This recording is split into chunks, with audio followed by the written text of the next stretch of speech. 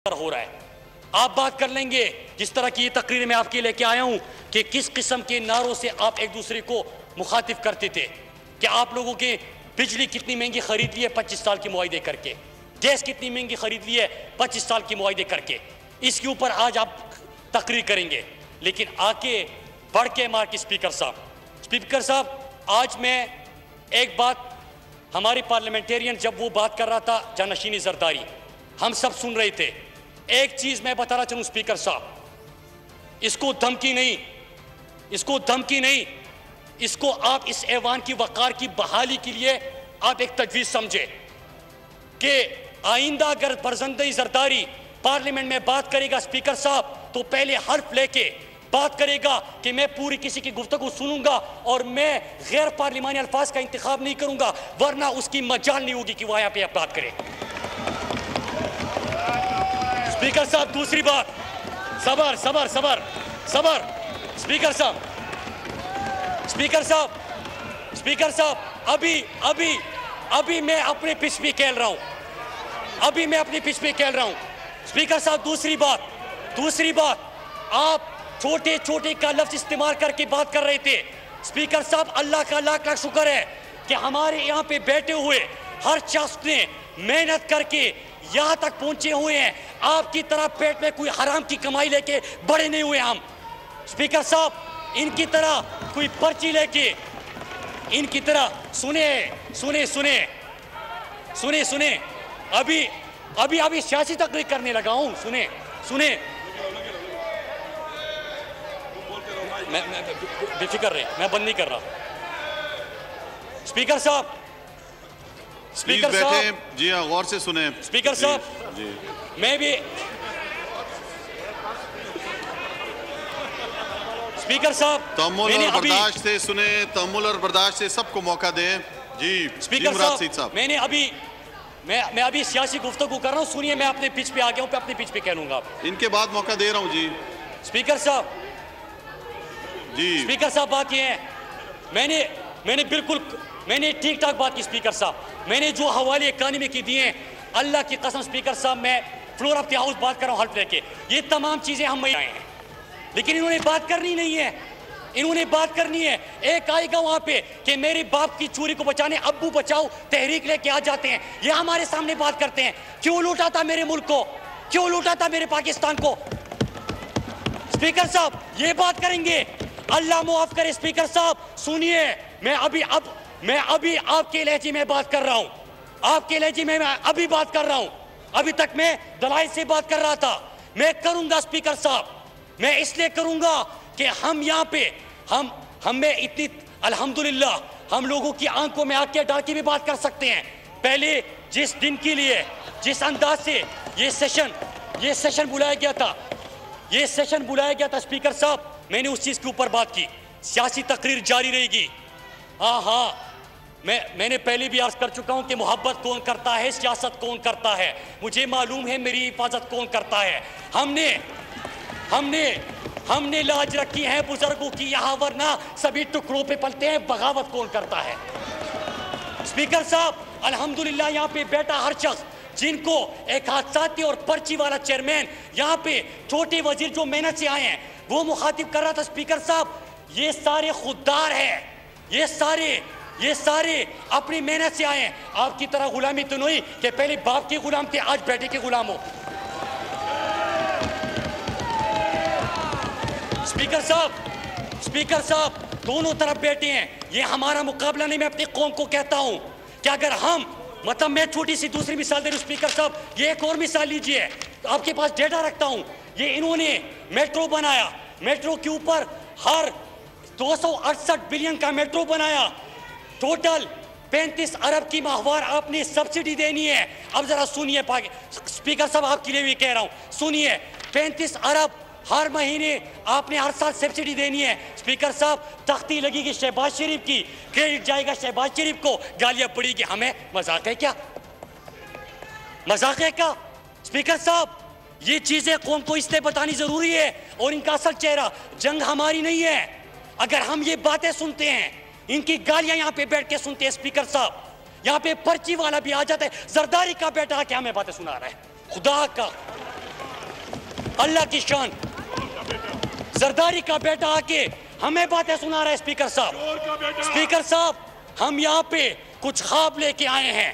ख्वाब है पाकिस्तान को बदलना, ख्वाब है इस करप्ट सिस्टम को, फरसूदा निजाम को ठीक करना, ख्वाब है कि अपने इदारे जो खसारे में है उसको प्रॉफिटेबल बनाना, ख्वाब है कि जो आपने पाकिस्तान को कर्जों की दलदल में धकेला है वो कर्जे वापस करना, ख्वाब है कि हमारा जो 2.5 करोड़ बच्चा स्कूलों से बाहर है वो स्कूलों में आके पढ़े और आपकी गुलामी ना करे, ये ख्वाब है। स्पीकर साहब, ख्वाब है कि जो तर में हम बच्चे देखते हैं, थोड़ी सी शर्म होती ना, इतनी सी जो कि है नहीं, थोड़ी सी शर्म होती तो ये लाड़काना का एमएनए है।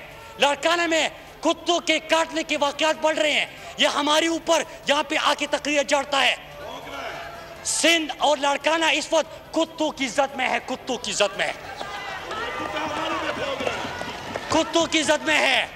स्पीकर साहब, ये जो बाउले कुत्ते इन्होंने छोड़ने हैं, इनको हमने पकड़ना है, हमने लोगों को महफूज करना है। हम कुत्तों को पकड़ेंगे जो रोजाना सिंध के शहरियों को काटते हैं। सिंध के शहरियों को काटने वाले कुत्तों को बंद करना होगा और बंद करेंगे। स्पीकर साहब, ये एक फैसला होना चाहिए। अगर यहाँ पे 50-50 मिनट बैठ के हम एक पर्ची वाले का, हादसाती सियासतदान का, जरदारी के बेटे का तकरीर सुनते हैं स्पीकर साहब, तो हम इसलिए सुनते हैं कि दलील से बात करेगा। स्पीकर साहब, पर्ची ले रहे के आ गया और आज सब गुलामी करने लगे। वोट लेके आया है जी। मैं चैलेंज करता हूं स्पीकर साहब, इस जरदारी के बेटे को मैं चैलेंज करता हूं, पाकिस्तान में हल्का देख ले, मैं आपके मुकाबले में लड़ता हूं, आ जाओ मैदान में।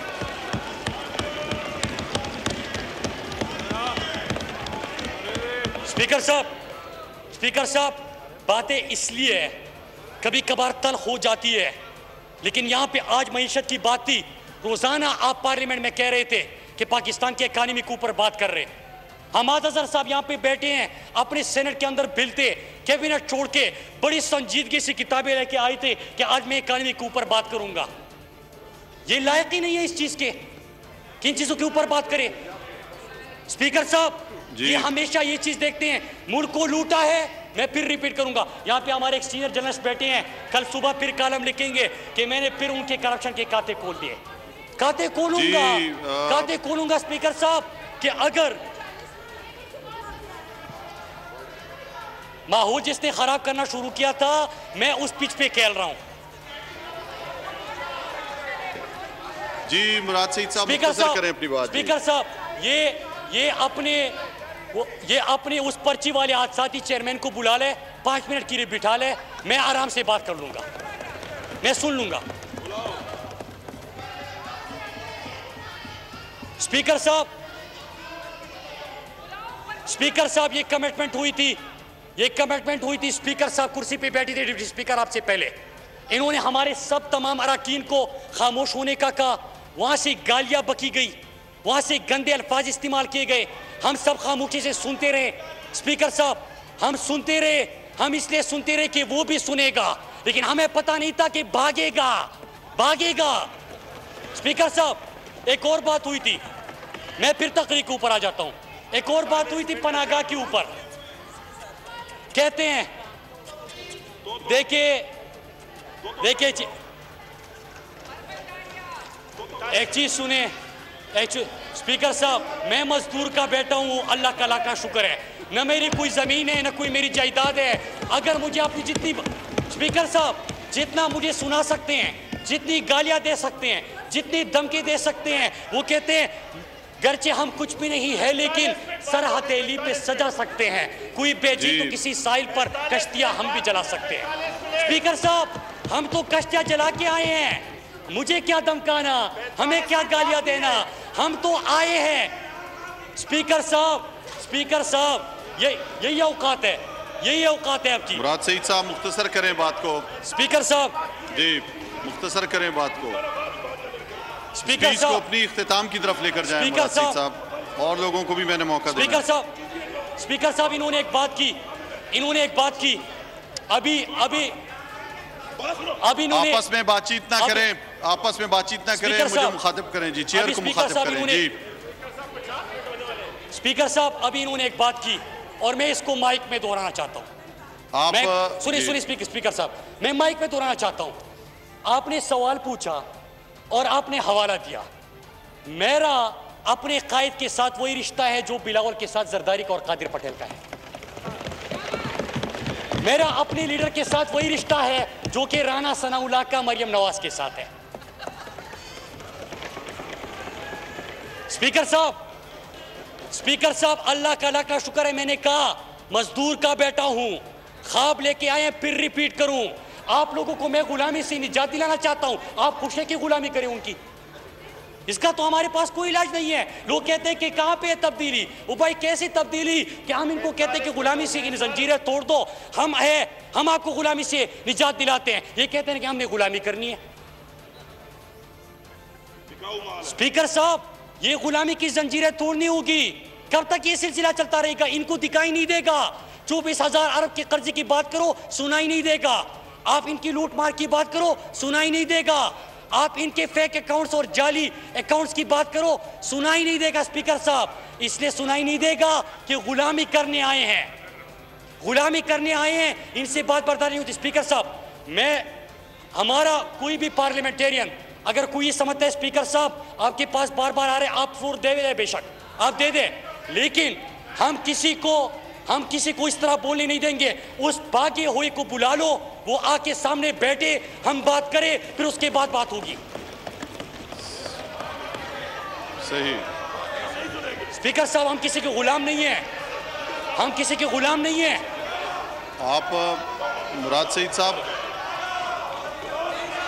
तकरीर को इख्तिताम पे लेके आए।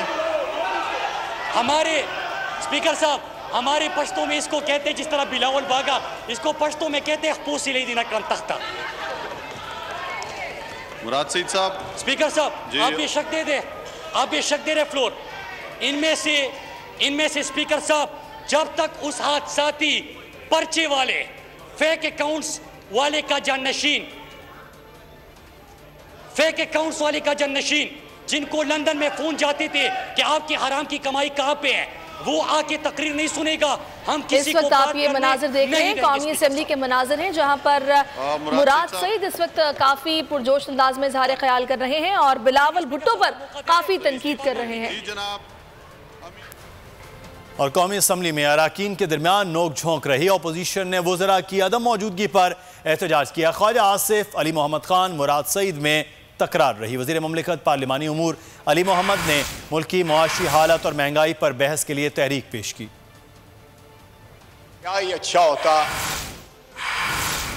कि मौजूदा हुक्मरानों के जो फरमूदात उन्होंने जलसों में और कंटेनर पे दिए थे, वो इन स्क्रीनों के ऊपर अगर वो चलाए जा सकते। आज महंगाई भी कई गुना बढ़ गई है और टैक्स भी कई गुना बढ़ गया। मैं नहीं कहूँगा, बल्कि खुद उनके अल्फाज सिर्फ दोहराऊंगा कि जब महंगाई बढ़ती है, टैक्स बढ़ता है, तो हुकूमत करप्ट होती है।